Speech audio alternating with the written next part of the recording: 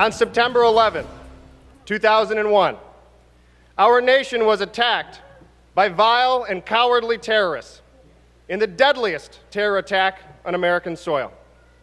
We as a nation continue to mourn those lost and honor their memory. So too must we continue to honor those who served in the aftermath.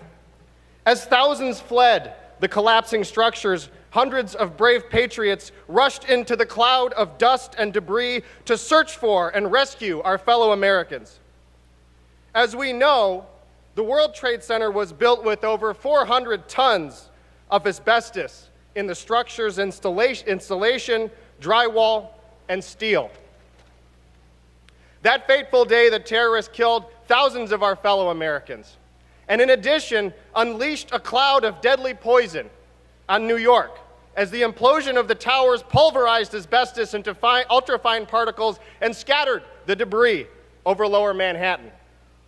On that day, no single group of people were more impacted by the toxic, billowing debris than firefighters, police officers, construction workers, and EMTs.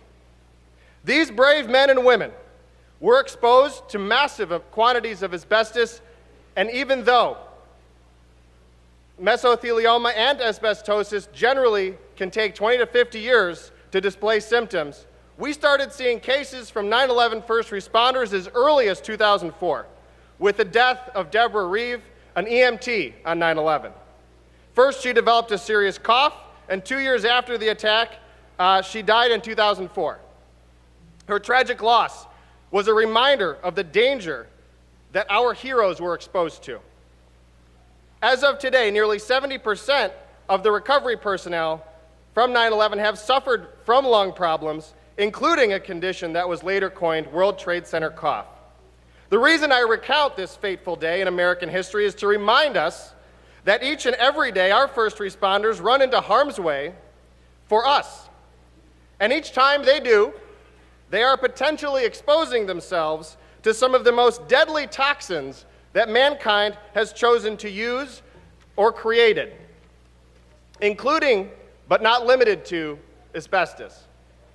Yet here we are today, considering a bill that would tell them, your life doesn't matter, your health doesn't matter, your family doesn't matter, because we are making it harder for you and your family to get the justice that you deserve. With this bill, we are putting the companies who produced and promoted asbestos with full knowledge of the health consequences, we're putting them in the driver's seat. We will be giving them free rein to issue unlimited stays of 60 days apiece on a settlement claim being paid. This is particularly inhumane, considering that the life expectancy for a mesothelioma patient is less than 2 years on average after diagnosis. That's only 1 year if you're in stage 4. 60 days is a long time considering that life expectancy. Are we really going to give these corporations the ability to issue a stay to immorally wait out our heroes until they die? This bill is nothing more than an attempt by ALEC and big corporations that sold this product to absolve themselves of liability.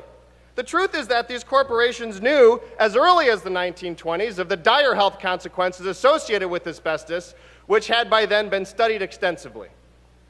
Why are we today shielding these corporations at the expense of our brave American heroes? Are we willing to deny them justice? Can we truthfully go home to our families tonight knowing what we have done here will mean that some may never see a dime of compensation for their suffering? I thought this body was supposed to protect the public. There has been a lot of talk recently about the value of the lives of our first responders. Now, despite our disagreement over what it means to truly value their service, there is a clear line on this bill. Because if you do, in fact, believe that blue lives and red lives matter, this is an easy no vote. Thank you, Mr. Speaker.